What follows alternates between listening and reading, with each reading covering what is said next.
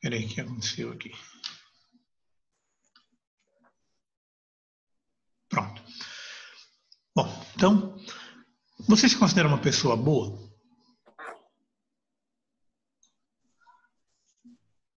Essa é para responder, tá? Não é uma pergunta retórica. Você acha que você é uma pessoa boa? Em que aspecto? Acredito que a gente tenta ser bom. Essa é a verdade. Boa. Mas é como a palavra de Deus diz, só há um que é bom, né? Muito bom. Não é um justo sequer. Exatamente. Esse é um ponto muito bom. E aí vem o próximo slide. Então, eu gostaria de pedir para uma pessoa abrir em Salmos 14, e assim que conseguir achar já pode ler. Enquanto isso, outra pessoa abre Romanos 3, de 9 a 20. Então, primeiro Salmos 14. Quem achou pode ler.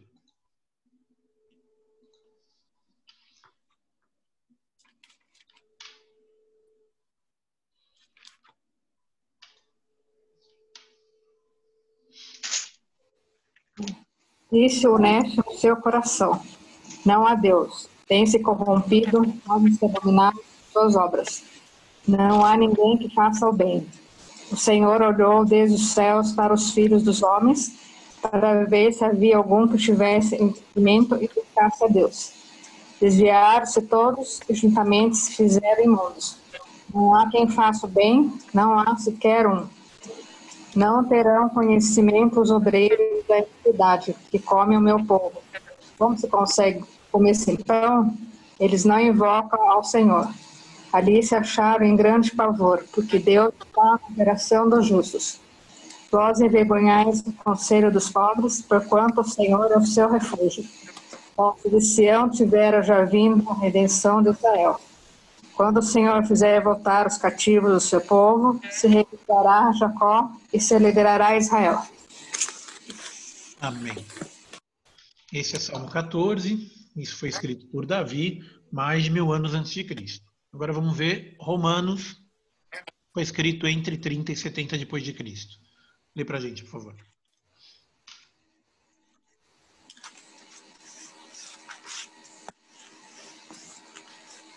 Que capítulo é, Romanos? Romanos 3, 3, de 9 a 20. 9.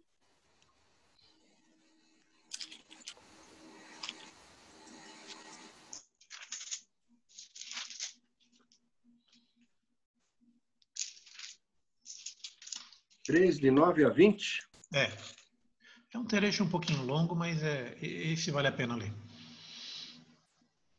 Posso ler? Por favor. Pois que somos nós mais excelentes? De maneira nenhuma. Pois já dantes demonstramos que, tanto judeus como gregos, todos estão debaixo do pecado. Como está escrito, não há um justo, nenhum sequer. Não há ninguém que entenda. Não há ninguém que busque a Deus. Todos se extraviaram e juntamente se fizeram inúteis. Não há quem faça o bem. Não há nenhum só. A sua garganta é um sepulcro aberto. Com as suas línguas tratam enganosamente. Peçonha de áspides está debaixo de seus lábios, cuja boca está cheia de maldição e amargura. Os seus pés são ligeiros para derramar sangue, e seus caminhos há destruição e miséria. E não conhece o caminho da paz. Não há temor de Deus diante de seus olhos. Ora, nós sabemos que tudo o que a lei diz, aos que estão debaixo da lei o diz, para que toda a boca esteja fechada e todo mundo seja condenável diante de Deus. Por isso, nenhuma carne será justificada diante dele pelas obras da lei, porque pela lei vem o conhecimento do pecado.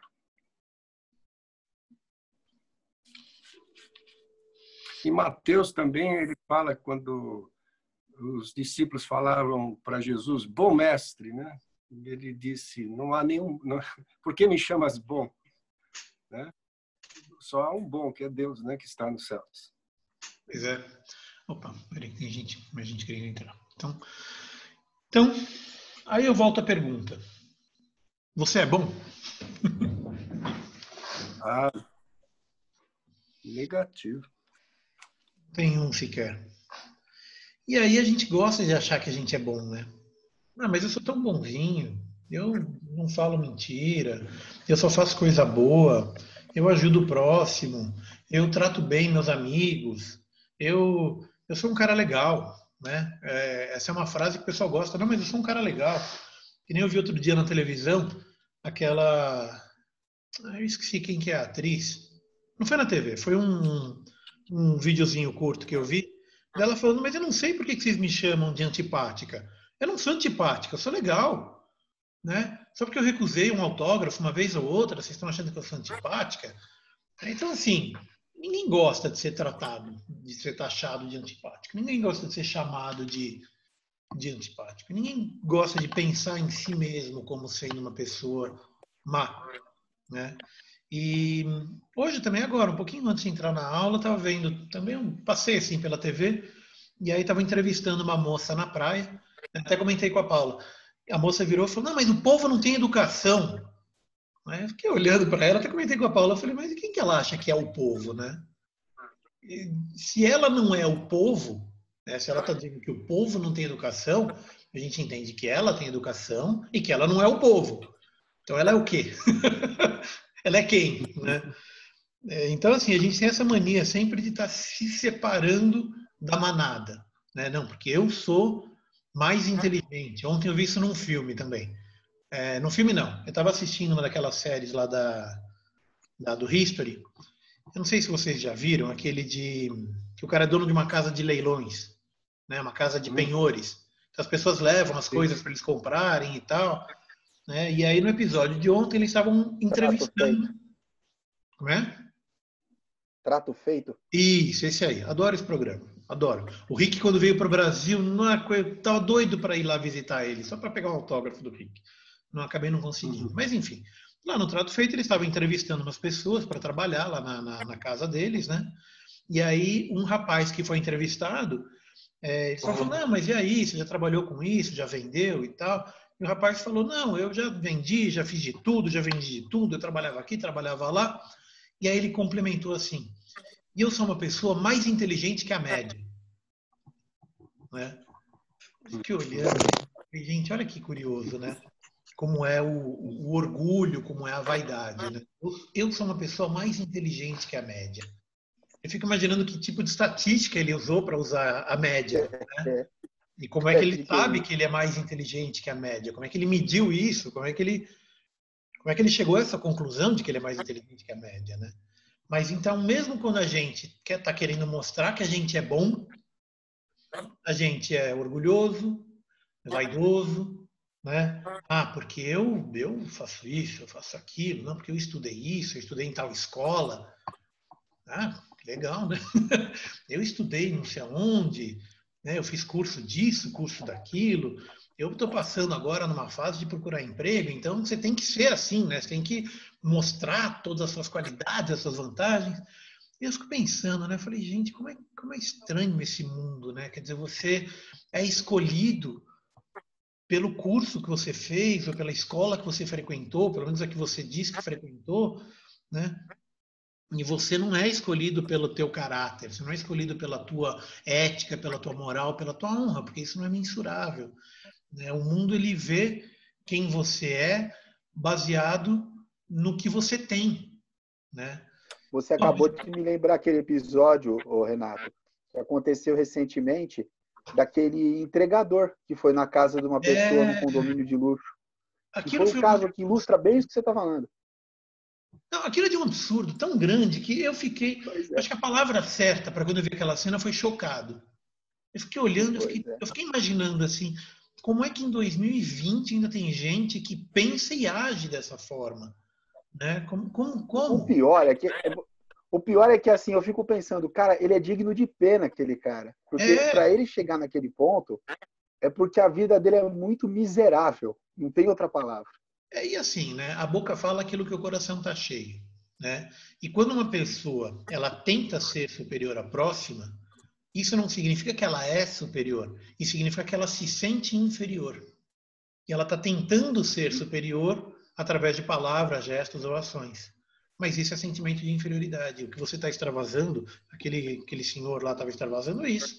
Ele se sentia inferior, ele estava tentando falar, não, porque eu sou bom porque eu sou branco. Eu sou bom porque eu moro aqui. Eu sou bom porque eu tenho não sei o quê. Ele precisa de algo para se afirmar. É autoafirmação, necessidade de autoafirmação. Mas, enfim, o fato é que mesmo ele falando que é bom, né, ele estava sendo mal.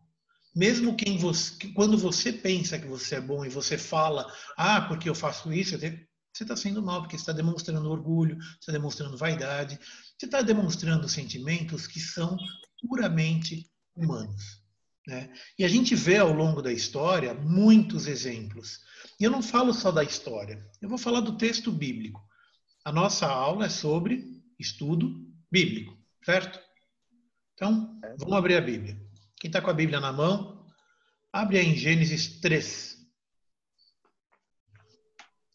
Vamos começar a ver alguns exemplos. Eu quero passar rapidinho pelos exemplos.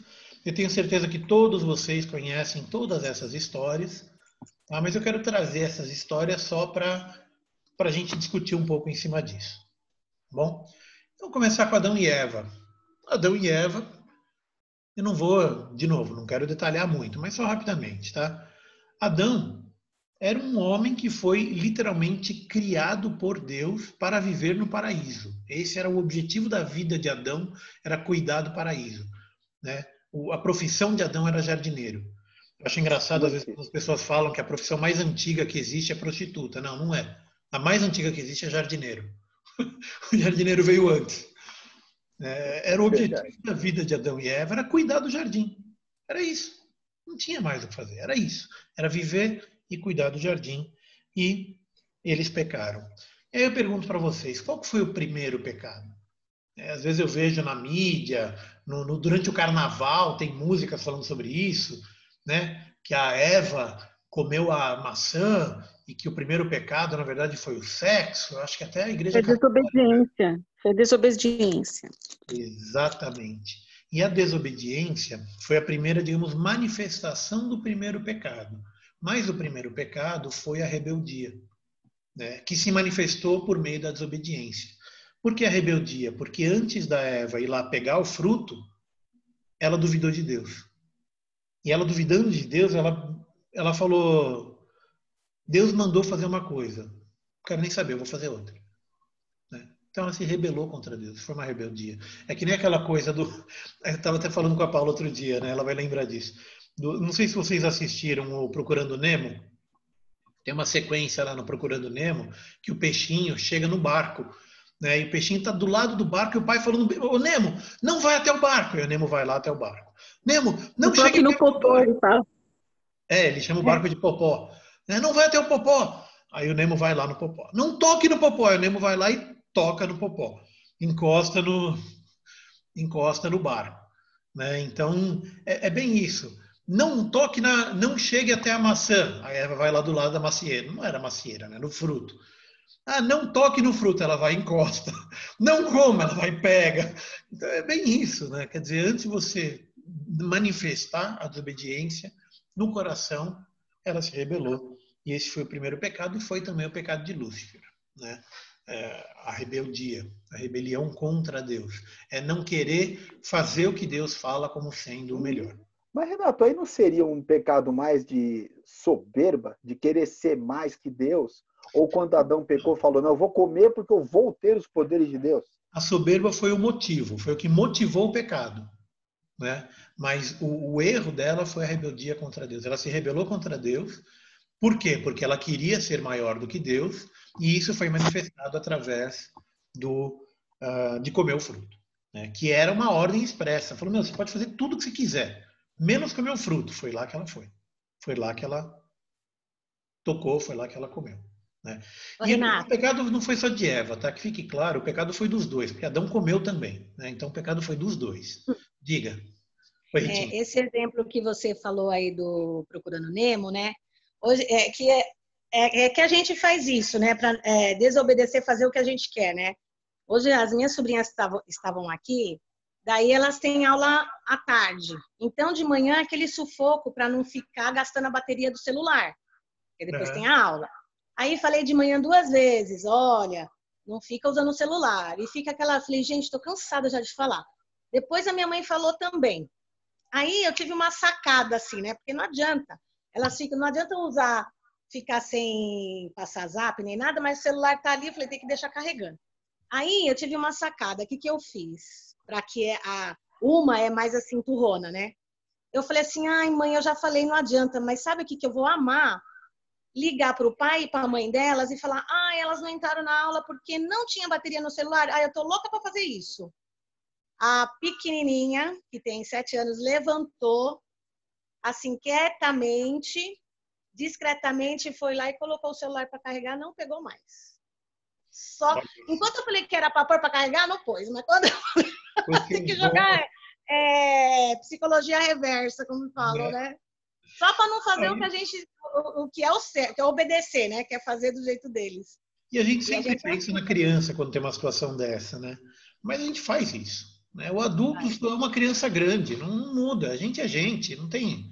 Né? A gente acha que a gente cresceu, que ficou responsável, que ficou maduro, não é?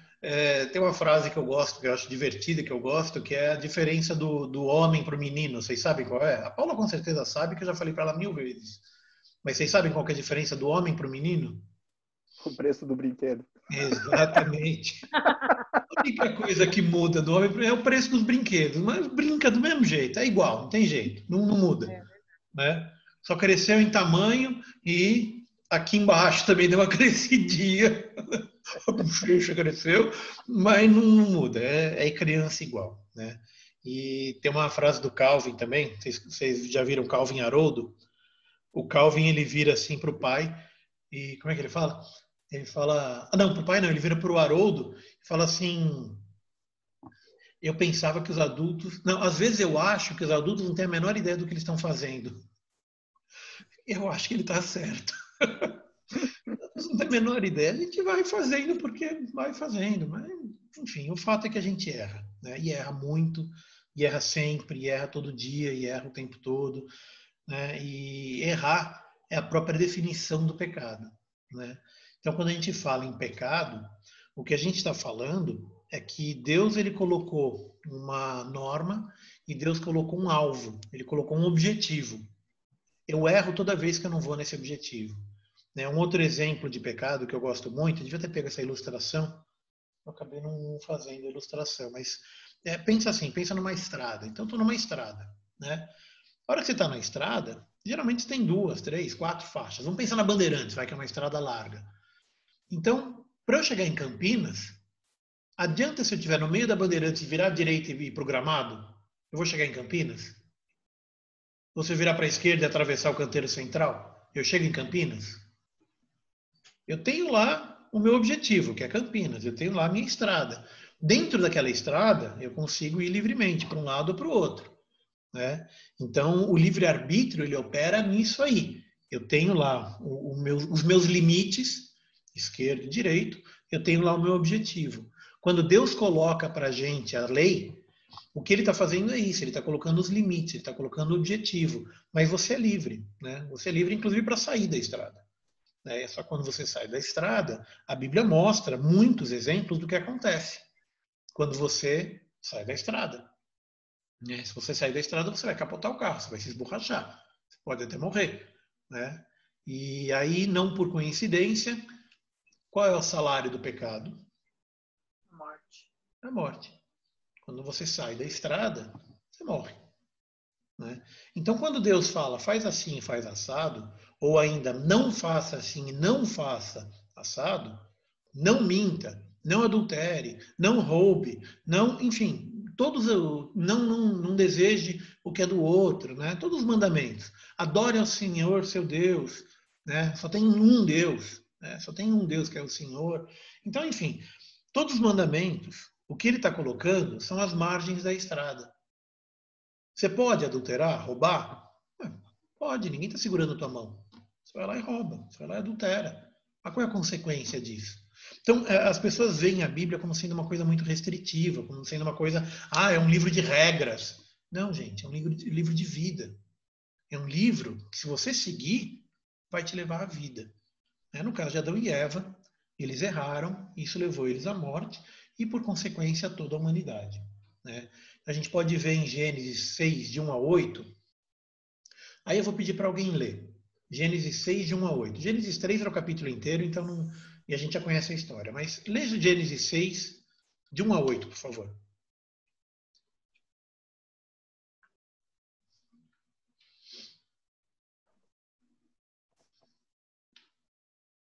Não fiquem tímidos.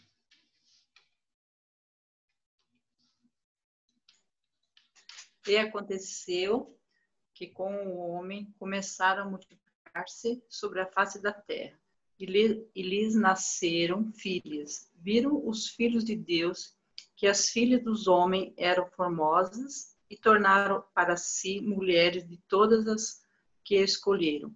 Então disse o Senhor: não contenderá o meu espírito para sempre com o homem, porque ele também é carne. Porém, os seus dias serão 120 anos.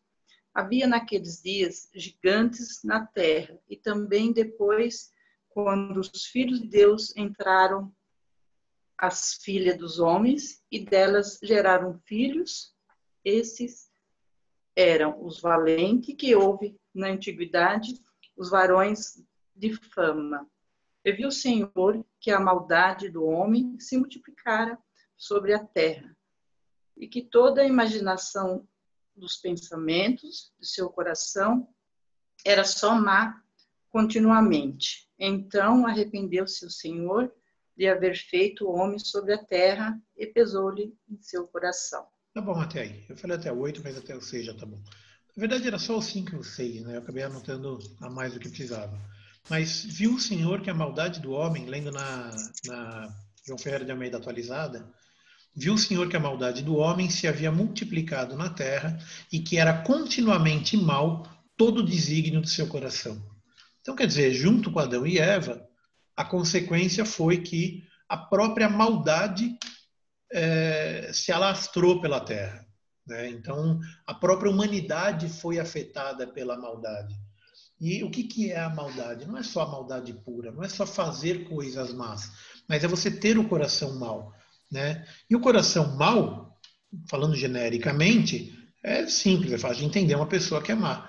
Mas por dentro, uma pessoa que é má, ela é má porque ela é contrária a Deus. Ela se opõe a Deus.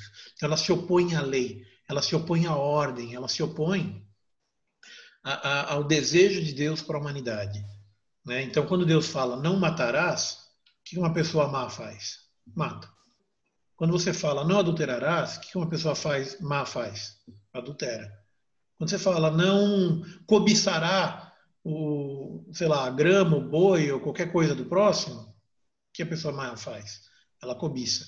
Então, por isso que a gente começou lendo ali em Salmos e depois em Romanos, dizendo exatamente isso. Que não é um justo sequer. Quando eu falo a pessoa má, eu não estou falando do outro. Não estou fazendo que nem aquela menina que fala, o povo não tem educação. Estou falando de mim.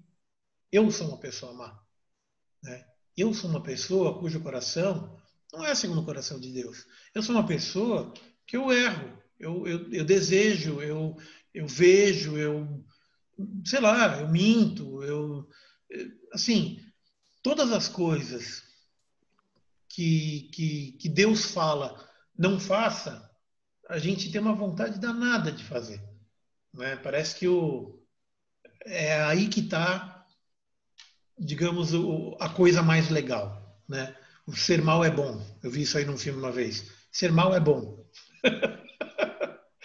É bom, tipo, é gostoso, é divertido ser mal, né? Eu vou ser mal agora. Uau! E a humanidade é assim, a gente é assim, né? Eu estou falando de mim, mas eu tenho certeza que eu não sou o único, né? Não há justo um sequer. Abraão foi o homem escolhido por Deus. Deus escolheu, chamou e designou e enviou Abraão, né? Abraão ele tinha uma missão. Abraão tinha um objetivo na vida dele. Alguém arrisca dizer qual que é o objetivo da vida de Abraão? Deus disse que ele seria uma grande nação. Mas por quê? Por quê? Qual que era o objetivo de Deus e de Abraão? Olha, eu acredito que Deus, através dele, quis fazer um povo para levar a salvação dele para toda a humanidade. Eu acho que assim, Deus precisava pegar um povo com todos os defeitos e falhas que todos os outros povos teriam para fazer dele, sei lá, um exemplo para a humanidade. Eu acho que o propósito era esse, né? E lógico que isso começou com Abraão, né? E o legal é que assim, quando a gente vê, por exemplo, o amor de Abraão por Deus, ao mesmo tempo a gente entende um pouco o amor de Deus pelo homem, principalmente quando Deus exigiu que ele sacrificasse o filho dele para Deus, né? E Deus falou, não, você não precisa fazer isso. É quase como Deus falasse, agora você entende o que eu vou fazer por você um dia ou pela humanidade um dia. Eu enxergo dessa forma. Abraão, ele tem muitos... Você tem um negócio na filosofia que são os tipos e os arquétipos, né? Abraão, ele é o próprio arquétipo de Jesus. Eu não vou entrar nesse detalhe agora, não vou entrar na questão filosófica de Abraão agora, mas você está completamente correto. Quer dizer, você tem muitos fatos que aconteceram na vida de Abraão que são exemplo do que aconteceria no futuro com Jesus, né? Só que Abraão, este homem que foi escolhido, lembra, ele mentiu no Egito. Lê pra gente Gênesis 12, 13, e outra pessoa abre em Gênesis 16, 3 e 4. Quem achar Gênesis 12, verso 13, já pode ler. Olha lá, está escrito em Gênesis 12, verso 13.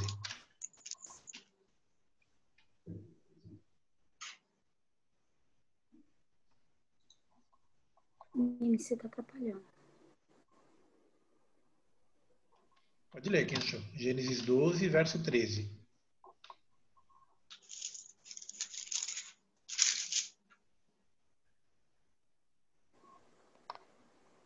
Dize, pois, que és minha irmã, para que me considerem por amor de ti e por tua causa, e me conservem a vida. Isso era verdade? Pera, mas esse não é o homem que Deus escolheu?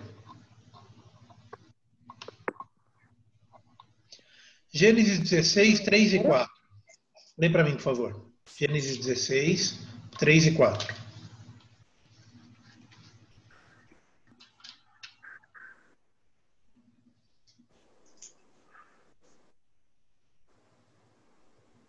Vocês estão muito tímidos hoje. Então Saraí, mulher de Abrão, tomou a Agar, egípcia, sua serva, e deu-a por mulher a Abrão, seu marido, depois de ter ele habitado por 10 anos na terra de Canaã. Ele a possuiu e ela concebeu. Vendo ela que havia concebido, foi sua senhora por ela desprezada. O que aconteceu nesses dois versos? O que ia no coração de Abraão e de Sarai para que isso acontecesse?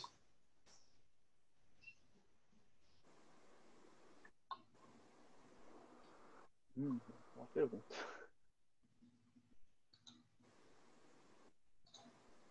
Ó, tem uma dica aqui, ó. Vocês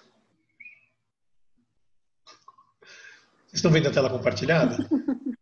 Sim. Tem uma dica aqui do que aconteceu. Abraão, tanto Abraão como Sara, eles desconfiaram de Deus, né? Eles quiseram ajudar dar uma Deus. mãozinha para Deus. Quiseram dar uma força. Falaram, vai ver, não é da Sara que vem, né? O filho, vai ver, vem de outra. Aí a Sara falou, não, pega minha escrava então e vai, deita com ela. Ora, mas isso não é adultério? Ah, não, porque naquela época era costume. Gente, ok, era costume, mas é adultério. Eles estavam acostumados a adulterar. Hoje em dia a gente está acostumado a mentir, né? Ou, sei lá, o que mais a gente faz hoje em dia? Faz pacote completo, né? Mas, enfim, é um adultério. Isso é a consequência, né, disso aqui. A consequência é que nasceu Ismael, e Ismael, ele é, até hoje, ele é o pai, já falei sobre isso em outras aulas, mas ele é o pai do povo palestino. Aquele povo que vive naquela região onde estava Ismael, hoje são os palestinos. Eles viviam ao lado dos irmãos, que eram os judeus, né? Na época eram os abramitas, depois os israelitas, né? Nessa época era só os abramitas, mas enfim, eles viviam lado a lado. E tem um verso que deixa isso muito claro, porque quando morre Abraão, os dois vão enterrar. Cadê? Eu não lembro agora o verso, eu vi isso hoje à tarde, eu até grifei, mas eu não sei onde é que foi parar. Mas enfim, o fato é que quando Abraão morreu, tanto Ismael como Isaque o enterraram no campo não sei do que, do lado de Sarai, sua mãe, mas os dois estavam juntos, né? Então você percebe, a desconfiança de Abraão em relação ao cumprimento da promessa levou a ele a conceber, a gerar Ismael. E Ismael também era fruto da promessa, porque também era filho de Abraão, né? E era o primogênito. Quer dizer, tudo bem, não era com a Sara. Então você pega o judeu hoje em dia, o judeu fala, não, primogênito é com a Sara, que era a mulher legítima dele. Ok, mas o primeiro filho de Abraão foi o Ismael, né? Então, se for ver pela lei da primogenitura, ele era o primogênito. E o anjo confirmou isso, porque falou, olha, você também está debaixo da promessa, né? Então, tanto Ismael como Isaac estavam debaixo da promessa. Só que o que acontece? Quando a gente erra, isso tem consequência. No caso de Abraão, que era uma pessoa escolhida por Deus, a consequência foi eterna, né? A consequência foi na história da humanidade. A consequência está aí até hoje. Mosquito. Próximo. Peraí, deixa eu compartilhar aqui. Cadê? Isaac. Isaac também, filho de Abraão, também filho da promessa. Qual foi o erro de Isaac?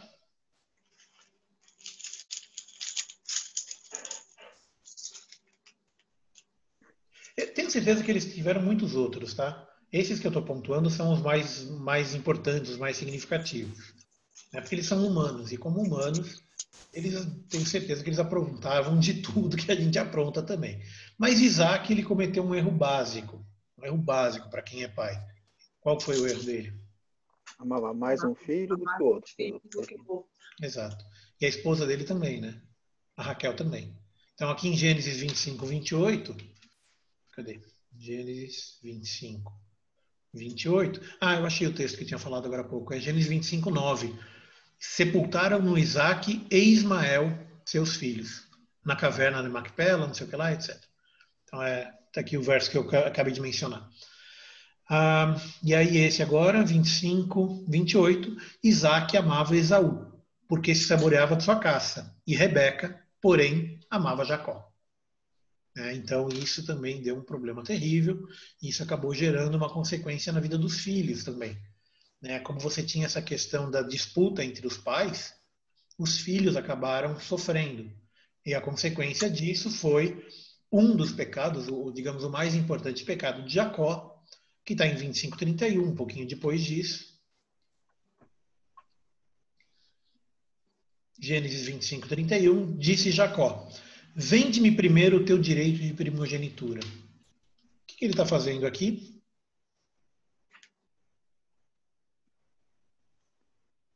Está enganando o irmão. Enganando o irmão. Nessa frase tem pelo menos 3 grandes pecados. Nessa frase. Primeiro, ele mentiu. Segundo, ele desejou. Ele queria a primogenitura, porque ele sabia da consequência da primogenitura.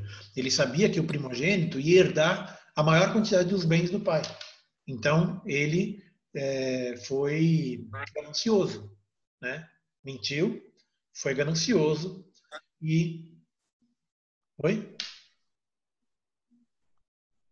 Subornou, né, Renato? Nossa, deu eco. Ele o quê? Subornou. Isso, subornou. O irmão enganou. E o terceiro grande pecado é que ele roubou. Então, através da ganância, isso gerou a mentira, e a mentira gerou o roubo. Ele roubou do irmão. Então, ainda que o irmão tenha entregado para um prato de lentilha, ele estava com fome, e falou, não dá, eu nasci primeiro. Contra fatos não há argumento. Então, não dá para vender a primogenitura. Isso é uma questão teológica, uma questão filosófica, isso é uma briga eterna, mas o fato permanece. Jacó enganou o irmão. Depois ainda acabou sofrendo com o sogro, né? Porque teve que trabalhar 7 anos, depois foi enganado, colocou ele com a filha que não era a que ele queria, fez ele trabalhar mais 7, por aí vai. Você percebe que tem consequência, E quando ele volta também, que ele vai encontrar o irmão, você imagina o que ele estava sentindo por dias. O encontro de Esaú com Jacó foi uma coisa marcante na história, mas para Jacó, imagina o que ele sentiu. angústia, ansiedade, preocupação, medo, tudo isso é consequência do pecado. Né? Então, você fala, eu estou deprimido, eu estou não sei o quê.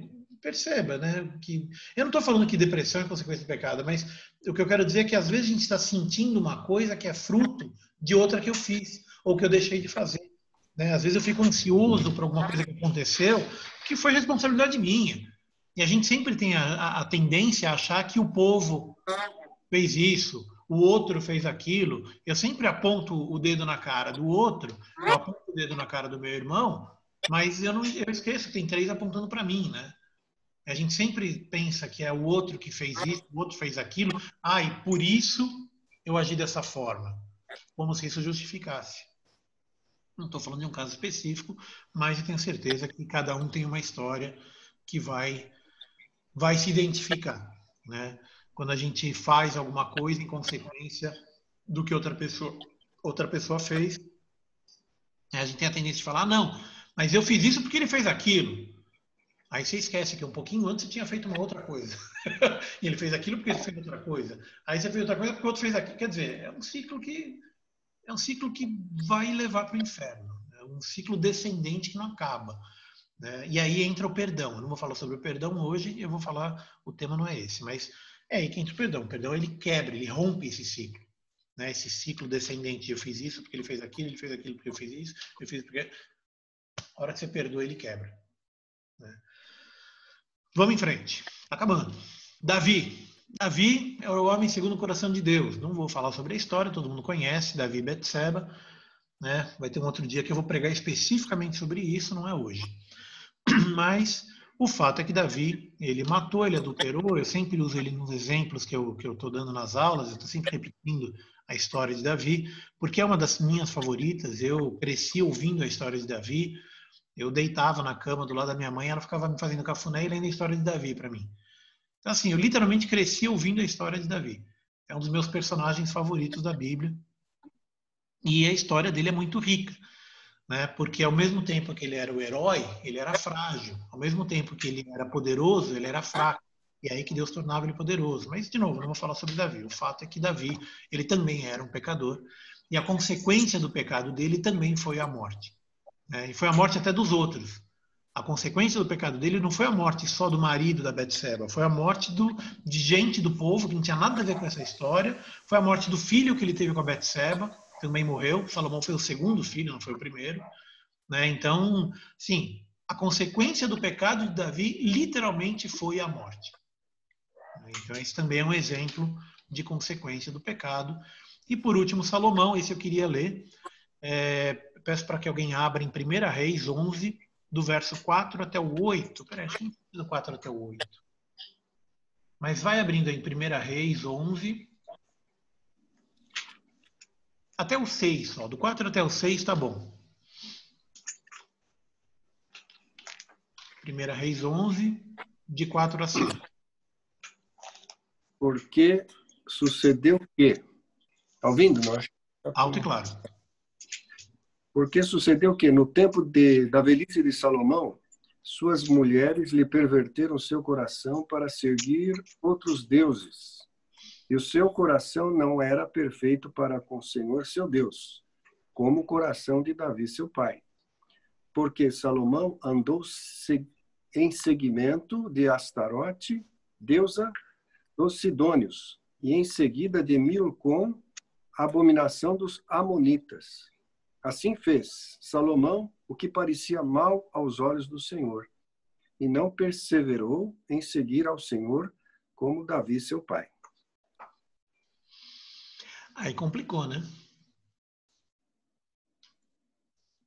Aí complicou. Porque Salomão é o homem mais sábio. Ele é o homem mais sábio que pisou nesse planeta. Adão teve uma Eva, Salomão teve várias Evas, né?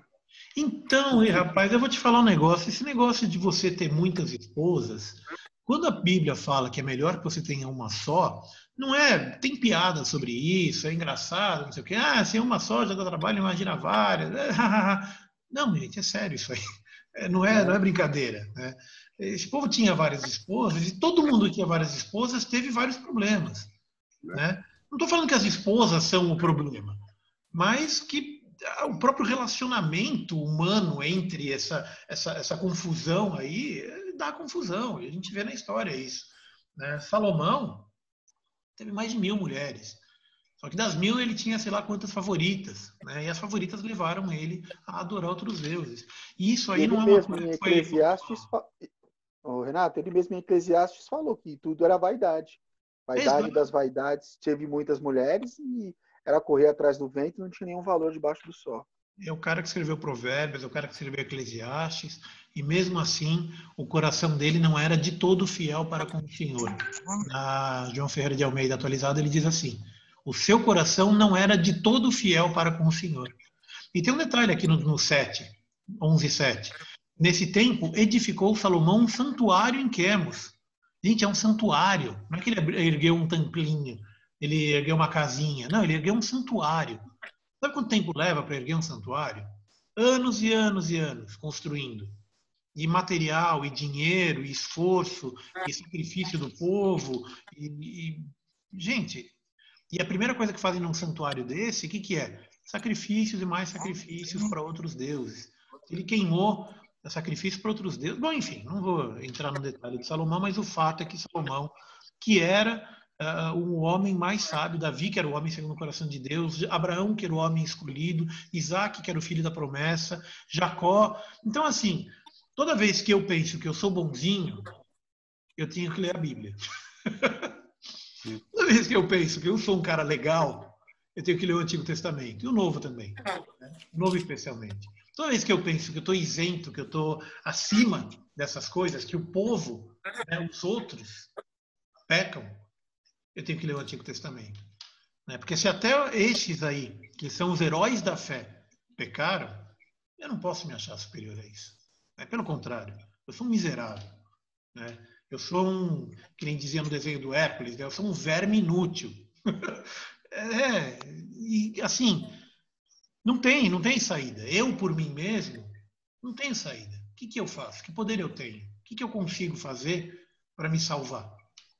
Aí eu lembro de Paulo falando, o mal que eu não quero fazer é esse que eu faço, né? O bem que Maldito eu quero homem fazer que é esse que eu não sou. faço.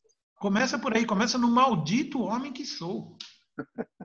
Né? Então, maldito homem que sou. E esse era Paulo. Pois E esse é. era Paulo. Enfim, qual que é meu ponto? Eu não quero deixar todo mundo deprimido, não. Eu quero falar. Eu quero que vocês me respondam a pergunta que eu fiz agora. Né? O que eu faço? Como é que eu vou me salvar? A gente sabe que a salvação é dom gratuito de Deus, não é por obras, nem por palavras, nem nada, mas eu acho que o correto que Deus quer é o seguinte, que a gente tenha uma caminhada com Cristo, ou seja, tropeçou, a gente tem que levantar, pedir perdão, se arrepender e tentar ser melhor a cada dia, tentar sempre buscar melhorar e aperfeiçoar para chegar perto de Cristo. Deixa eu pegar um Uma detalhe vez que eu você vi... falou.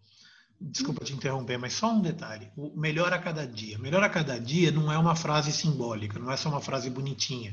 É literalmente, todos os dias, a hora que eu deitar a cabeça no travesseiro, eu pensar o que eu fiz hoje que foi legal, o que eu fiz hoje que não foi bom, e como é que eu posso ser melhor amanhã. É literalmente, assim, não é brincadeira, não é sugestão, não, é literalmente. Eu deitar a cabeça e, às vezes, ao longo do dia, eu pisei na bola, assim que eu reconhecer que eu pisei na bola, já pensar, bom, legal, como é que eu arrumo isso? Né? Mas não é arrumar mentindo, não é arrumar falando, inventando uma desculpa, eu fiz isso porque não sei. Não, me perdoa. O perdão serve para isso. Então, assim, é eu, a cada dia, pensar como é que eu agi mal e como é que eu posso fazer melhor amanhã. Como é que eu posso corrigir o meu erro de hoje? Como é que eu posso fazer melhor amanhã? Como é que eu posso não errar amanhã? Como é que eu posso acertar o meu caminho? O carro está saindo da estrada, está no acostamento já. Como é que eu volto para a estrada? E aí vem a famosa Cristo Salva. Eu tentei reproduzir um adesivo que tinha na década de 80. Vocês lembram desse adesivo aí? Eu lembro de um que era em caso de arrebatamento, esse carro vai bater. Tem isso também. Mas tinha uma igreja na década de 80, acho que essa igreja existe até hoje, faz muito tempo que eu não ouço falar dela, mas que eles tinham um adesivo que era exatamente isso aí, um adesivo bem vermelhão, escrito Cristo salva, o pessoal colava no carro, e na década de 80 isso era moda. Todo mundo tinha um adesivo desse colado no carro. Aí depois veio os peixinhos, depois vieram outras modas, mas o Cristo salva foi um negócio que marcou a minha adolescência. Eu cheguei aí nessa igreja, muito legal, diga-se de passagem. Naquela época, né? Hoje em dia não sei mais como é que tá. Mas o fato é que Cristo salva. E daí a pergunta, né? O que ele salva? Quem que ele salva? Como que ele salva? Quando? Onde? Por quê? Diga. Só um parênteses aí. Nessa época de tinha no carro Cristo salva, as pessoas acabavam vendendo o carro para quem não era evangélico, né, crente, e fazia barbeiragem de trânsito, fechava os outros, xingava. Então não ficou muito legal esses adesivos naquela época. Eu acho que não era só que vendia, não. Acho que crente faz essas coisas também, viu? Crente também xinga no trânsito. Então era complicado, né? Porque você bota o adesivo lá, Cristo salva, você bota o peixinho, você vai dar uma fechada e alguém, o cara fala, esse crente aí. Né? Dá um bom testemunho. Maior ainda, quando você está se revelando cristão. Não que você não devesse se não estivesse revelando, né? Mas enfim, isso é outra história. O fato é que Cristo salva, e aí isso nos leva à última parte da aula de hoje, que são essas perguntas. Tentar responder isso aqui. Salva o quê? Salva do quê? Salva quem? Salva de quem? Salva como? Salva quando? Onde? Por quê? Vocês arriscam responder alguma dessas perguntas? Vamos começar pela primeira, vai. Eu botei aqui do lado esquerdo em inglês porque tem uma regra da gerenciamento de projeto que para você definir um projeto, você precisa responder essas perguntas, que são os 5 Ws. O que, quem, quando, onde e por quê. E aí, de vez em quando, você acrescenta o como. O como você responde no projeto.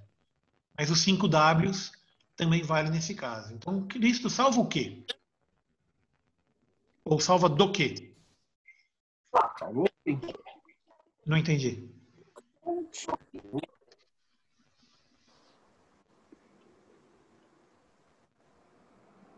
Bom, alô?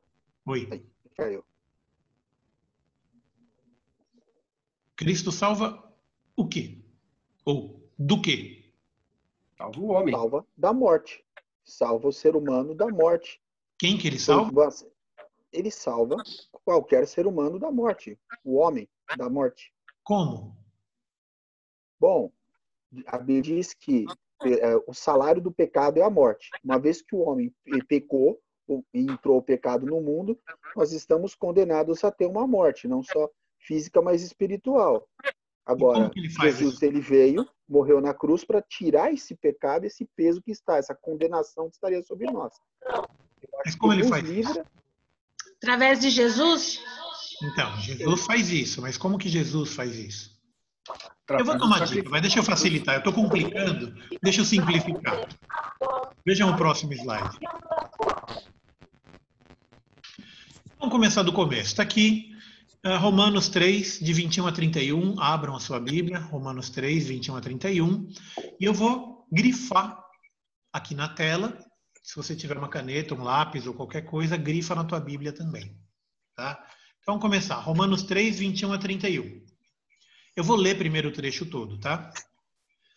Mas agora, sem lei, se manifestou a justiça de Deus, testemunhada pela lei e pelos profetas.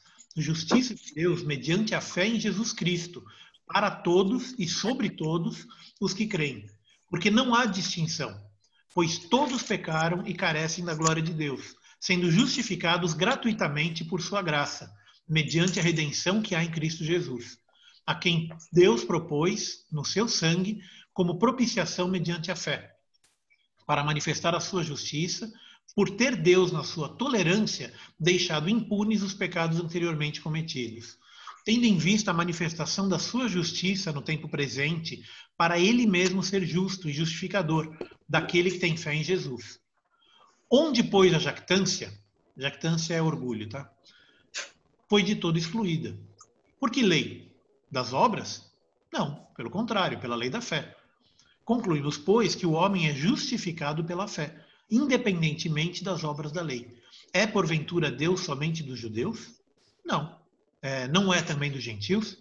Sim, também dos gentios, visto que Deus é um só, o qual justificará por fé o circunciso e mediante a fé o incircunciso.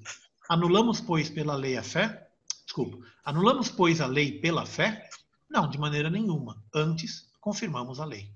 Então, esse é o trecho todo. E esse trecho ele responde 5 das perguntas que eu estava colocando ali. Então, vamos começar do começo. O que Deus salva? O que Jesus salva?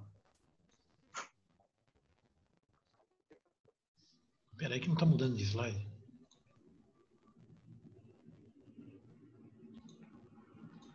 Por que não está mudando? Agora foi. Mudou.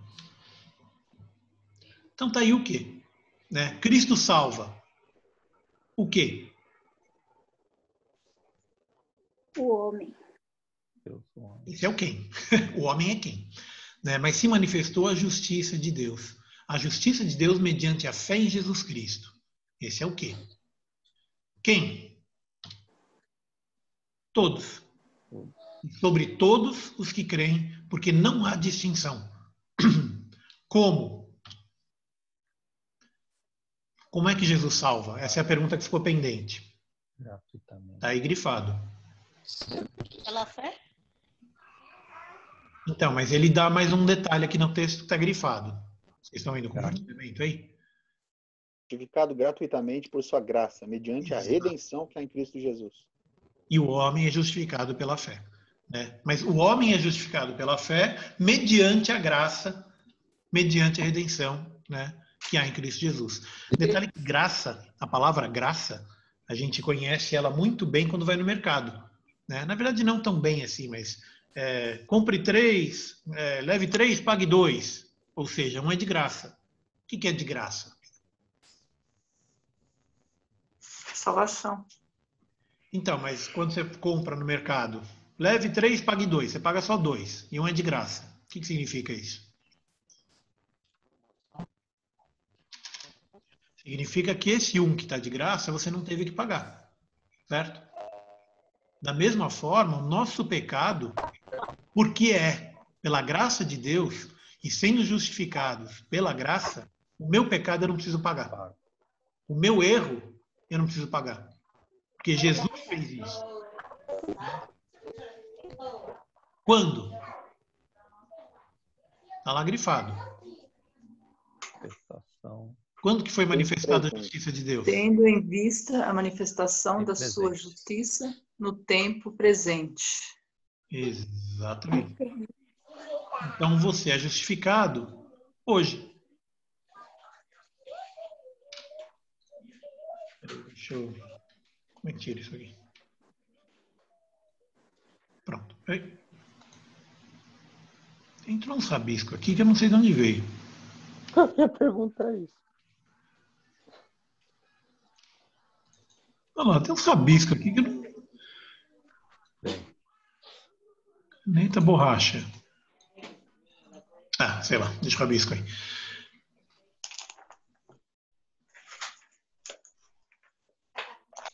Bom, então, a gente está falando do quando. Quando é hoje. Né? Então, a justiça de Deus, ela é manifestada hoje, mas ela é manifestada também no futuro. Então, eu já tenho hoje, digamos, eu recebo a graça hoje, então eu tenho esse perdão hoje, mas esse perdão ele também tem uma consequência futura, que é quando eu morrer. Né? E por quê? Tá aí por quê. Lê para mim, por favor. Tudo está em vermelho, desde lá de cima. Todos pecaram. Pois todos pecaram e carecem da glória de Deus, para manifestar a sua justiça. Deus é um só, o qual justificará por fé o circunciso e, mediante a fé, o incircunciso. Então tá aí. O texto está todo grifado e isso responde a 5 perguntas. Né? Então, para manifestar a justiça de Deus, mediante a fé em Jesus Cristo, quem? Todos os que creem, né? Para todos os que creem, porque não há distinção de sexo, de raça, de idade, de país, de época em que viveu, todos os que creem. Né? Como? são justificados gratuitamente por sua graça. Então, aquele homem miserável, aquele homem maldito, aquele homem que é um verme inútil, aquele homem que peca, que erra, né? Aquele homem que faz o que não é correto perante o coração de Deus, aquele homem, ele é justificado gratuitamente pela sua graça, mediante a redenção que há em Cristo Jesus. O homem é justificado pela fé. Então, quando você crê, aí vem a tua justificação, né? Quando? Hoje, agora, assim que eu creio. Então, na última aula eu falei que não adianta só você ir lá na frente e falar, eu aceito Jesus, você tem que mudar a vida. Mas assim que você fala, eu aceito Jesus, essa graça já está sobre a tua vida. Assim que você aceita, imediatamente o Espírito Santo já está sobre você. Assim que você aceita, imediatamente Deus já está te olhando contra os olhos. Porque Ele coloca na frente dele o filtro do sangue de Cristo. Então, quando Deus ele olha para você, Ele não vê você. Ele vê você puro. Quando Deus te olha, Ele tem o filtro do sangue de Cristo no caminho. Então, Ele não vê o teu pecado. Ele só vê o teu coração. Quando Deus te olha, Ele não vê a tua podridão. Ele vê você limpo. Ele vê você limpo mais que a neve, que nem diz a música, né? Alvo mais que a neve. Pelo seu sangue lavado, mais alvo que a neve serei. É isso que Deus vê, né? E isso não depende de mim. Não depende da obra, não depende de nada que eu faça. Eu sou um homem miserável, eu não sei fazer a coisa certa. Eu não sei fazer o que é correto. Eu não sei fazer o que é justo perante Deus, né? Eu não sei. Mas eu sou justificado gratuitamente pela graça mediante a redenção que há em Cristo Jesus. Por quê? Porque Deus é justo. Porque Deus é justo e mais do que isso, para manifestar a justiça de Deus, e mais do que isso, tem uma questão aqui que eu não grifei, mas que merecia ter sido grifada. Deixa eu ver se consigo grifar agora. Vou estar com o marca-texto aqui, ó. Aqui, ó. Por que Deus fez isso tudo? Eu estou pintando aqui. Por causa da tolerância. Ele tolera, ainda que ele ache insuportável o pecado, por amor a nós, por amor a mim, por amor a você, ele mandou para a gente uma solução para o pecado. Ele mandou para a gente... Renato, aqui na minha versão tá paciência. No tolerância? É. Não, tolerância e paciência, nesse caso são sinônimos, né?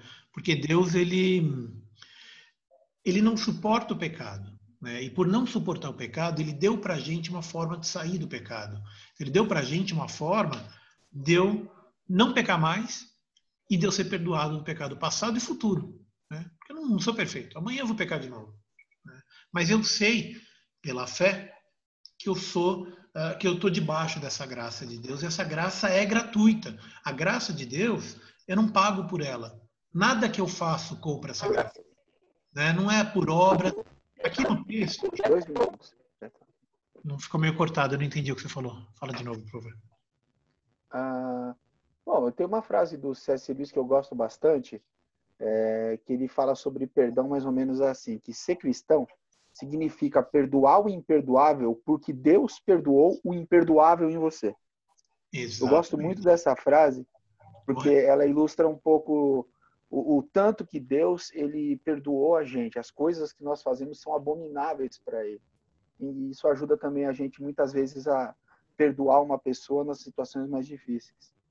Não, é isso mesmo, a gente tem que ter sempre isso em mente e a gente tem que seguir o que Jesus fala, né? Então, quer dizer, você não julgar, né? Você não condenar a pessoa simplesmente não condenar, deixar que Deus cuide, né? Então, quando você está bravo com alguém, está irritado com alguém, fala, que Deus cuida, deixa que Deus cuida. O chefe, o amigo, o vizinho, deixa que Deus cuida, né? Porque eu tenho certeza que Deus é justo e a justiça dele, ele é forte.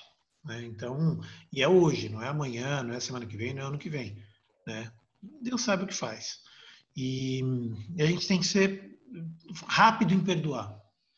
E perdoar, assim, 1 segundo depois que o pecado foi cometido, você já perdoa. E deixa que Deus cuida. Não é? Então, se alguém pecar contra mim, perdoa. Se você pecar contra a pessoa, pede perdão, se arrepende. Isso é a base também da fé cristã. Além do amor e da fé, o perdão é, digamos, em seguida. Você tem primeiro amar a Deus sobre todas as coisas, mas tem que perdoar os outros. Perdoar o próximo como Deus me perdoou. Isso também é base da, lei, da vida cristã. Bom, então, só para a gente finalizar aqui, tem um ponto aqui, só queria comentar muito rapidamente, que ainda é uma discussão teológica, que é o seguinte, cadê? A expressão obra da lei. Então, note que há uma diferença entre obras e obra da lei. Tá? Quero que vocês notem que, assim, obras da lei significa quem cumpre a lei. Não é só quem não cumpre a lei. Não é só quem não obedece à lei, mas é inclusive quem obedece à lei. E aí entra fariseus, saduceus e todo o resto. Hoje em dia, a gente chamaria de religiosidade. Então, quem tem uma religiosidade, quem tem uma... que nem eu ouvi outro dia, como é que o rapaz falou? Que ele não era cristão, não ia a nenhuma igreja, mas ele era espiritualista. Ele era uma pessoa espiritualista. Então, assim, não adianta você ser espiritualista, não adianta você se doar uma vez por semana e ir lá levar brinquedo para o orfanato, isso é lindo, mas não é isso que vai te salvar. Não adianta você doar para os idosos, não adianta você... Isso tudo você tem que fazer, porque é salvo, não para te salvar. Então, você fazer o bem é consequência da tua salvação e não o motivo dela. Então, tem gente que pensa que vai ser salvo porque tem obras. E são obras da lei. A obra da lei não vai te salvar. Mas aí a gente anula a lei? Não. A gente cumpre a lei. A gente confirma a lei. É o que Paulo está falando aqui no finalzinho. Anulamos, pois, a lei pela fé? Não, de maneira nenhuma. Antes confirmamos a lei. Então, porque eu tenho fé, eu sigo a lei. Mas não é seguindo a lei que eu vou me salvar. Percebe? A salvação é pela graça e pela fé em Jesus Cristo. Bom, a aula hoje se estendeu um pouco mais do que devia, mas eu acho que deu para falar tudo. Deixa eu ver só se eu deixei algum ponto em aberto. Não, na apresentação era isso aí. Então, se vocês esqueceram tudo que eu falei nos últimos 60 minutos, deu até um pouco mais de 60 minutos, guarda duas coisas. Não há justo nenhum sequer, e a salvação vem pela fé em Jesus Cristo, na obra redentora de Jesus Cristo. E você tendo essa fé, a consequência disso são as obras. As obras sem fé é morta. E a fé sem obras também. Então, a gente tem que andar junto, e eu tenho sempre que estar me estudando. Como é que você melhora amanhã? Ah, mas eu já tenho 85 anos de idade. Não importa. Amanhã dá para ser um pouquinho melhor do que você foi ontem. Ah, eu já sou uma pessoa boa. Não importa. Amanhã você pode ser uma pessoa um pouquinho melhor do que você foi hoje. Amanhã você pode deixar de fazer uma coisa errada que você fez hoje. Amanhã você pode perdoar um pouco mais do que você perdoou hoje. Amanhã você pode amar mais do que você amou hoje. Então, ficar com isso em mente. E uma coisa que eu enfatizo sempre, até já falei para Paulo algumas vezes, e eu me policio quanto a isso.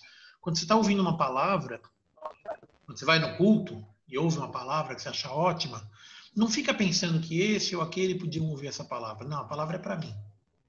Quando Deus está falando para mim. Se você quer que esse ou aquele ouça a palavra, pega o vídeo e manda, está no YouTube. Você manda o vídeo para alguém e ele vai ouvir a palavra também. Mas eu tenho que primeiro pensar no como eu posso melhorar ouvindo aquilo. O que daquilo que o pastor está falando eu tenho feito? Como é que eu posso não fazer mais? Então, assim, o pensamento tem que ser sempre assim. Hoje eu peco. Amanhã eu vou pecar de novo. E até eu morrer, até o último dia eu ainda vou continuar pecando. Mas eu preciso ter consciência do meu pecado para que venha o arrependimento. Eu preciso ter consciência do meu arrependimento para fortalecer a minha fé. Então, a minha fé em Cristo, ela vai me trazer a salvação. O quê? Vai trazer a salvação. De quem? De mim mesmo. E do pecado. Como? Justificado gratuitamente pela graça. Quando? Hoje. Assim que você aceita Cristo, hoje você já é justificado. E amanhã, quando você morrer, você vai para o céu e vai manifestar essa justiça. A justiça de Deus, ela se manifesta hoje no arrependimento e amanhã, quando estiver com Deus. Por quê? Porque todos pecaram e carecem da glória de Deus. E para manifestar a justiça de Deus. Porque Deus é um só, o qual justificará por fé o circunciso e mediante a fé o incircunciso. Então, acho que era isso. Isso aí, a gente fez um passeio pela Bíblia hoje, a gente foi de Gênesis a Romanos, né? Eu acho que é o próprio espírito da aula do estudo bíblico, é estudar a Bíblia, né? Então a gente tem uma passeada geral por vários livros, vários trechos. Então essa foi uma aula sobre doutrina, né? A gente estudou hoje a doutrina do pecado e a doutrina da salvação, né? Daí o nome crime e castigo que eu dei logo no começo, né? Porque o crime necessariamente pressupõe um castigo, mas a gente tem uma salvação para isso. Ao contrário do livro Dostoiévski, a gente tem como se salvar por meio da fé em Cristo. Tá? Próxima aula, não percam, a gente vai voltar a estudar Atos, né? Então a gente estava estudando o começo da igreja, a formação da igreja. Na próxima aula a gente ainda tem um trecho de formação da igreja. Então a gente tem o discurso de Pedro, a gente tem a questão de... Me fugiu o nome agora dos dois lá que doaram um terreno e...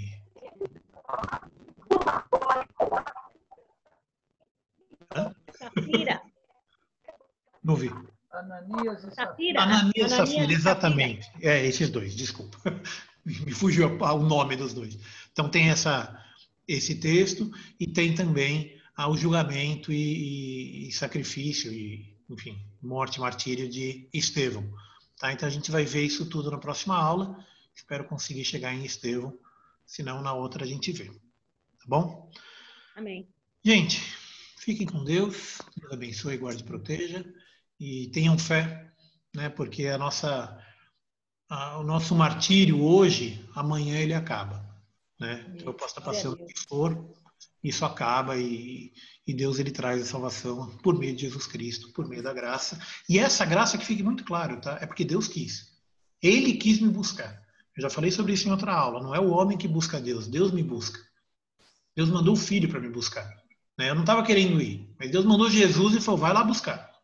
Aí Jesus veio e pegou todo mundo. Então fiquem com Deus, Deus abençoe, guarde e proteja. Tenha uma semana de vitória. E quinta-feira culto, domingo culto também. Agora a gente já pode ir lá na igreja, né? Eu ainda não tenho ido, mas por outras questões, mas a gente já pode, né? Eu estava vendo lá, pastor, como é que ficou a igreja. Muito legal, botar as faixas nos bancos, uma separação, tem toda uma preparação. E amanhã é oração, né, Renato? Amanhã é oração. E na terça-feira, antes da EBD, a gente tem Tem alguém querendo falar alguma coisa que está cortando. Bom, é isso. Na terça-feira à tarde, a gente tem também a tarde da bênção, né? Participem dos eventos. É uma bênção. É uma bênção. Tá bom, pessoal. Deus abençoe. E até a próxima aula. Bem, paz do Senhor, irmãos.